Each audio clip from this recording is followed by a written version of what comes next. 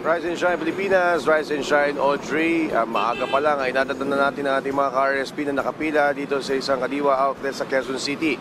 Dahil maliban sa mura, ay sariwa naman daw talaga ang mga bilihin dito. Audrey, gaya ni Henry, kwento niya lagi daw siya nauubusan ng karne ng baboy. Kaya hindi pa man din daw sumisikat ang araw ay nagbibisikleta na siya papunta dito sa Kadiwa outlet sa Central Office ng Department of Agriculture. Ay palagi akong nahuli. Kahit tinitimpo ko lang na na maaga ngayon. Sariwa yung karne rito, tapos medyo malambot. Malaking diferensya. Kaya kahit na paano, pipila ka rito. Audrey, nag-ikot kami kanina sa palengke at malayo pa rin ang diferensya sa presyo ng mga bilihin.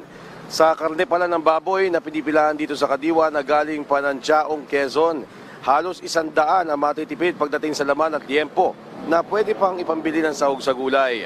Aabot naman, Audrey, sa 40% ang matitipid sa gulay gaya ng ampalaya, kamatis, kalamansi, talong, sibuyas at iba pa. At dahil 40 days na lang ay Pasko na, nagtanong-tanong na rin tayo, Audrey, kung tumaas na ba ang Noche Buena items gaya ng keso, ham, fruit, cocktail at iba pa. At ayon naman sa mga nagtitinda ay medyo maaga pa raw kaya wala pang paggalaw sa mga presyo nito. Pero inaasahan nila na posible sa huling linggo ng Nobyembre hanggang sa pagpasok ng December ay magkakaroon ng pagbabago sa presyo ng kanilang bentahan. Kaya Audrey, kung sa ating mga ka-RSP na nais makatipid at masulit ang kanilang araw-araw na budget sa pamamalengke ay dito na sa Kadiwa mamili. I-search lamang at i-follow ang kanilang official Facebook page na DA Agribusiness-Amas para sa kanilang updated location schedule sa Metro Manila. At yan mo na latest, balik sa inyo dyan, Audrey. Maraming salamat, Joshua Garcia.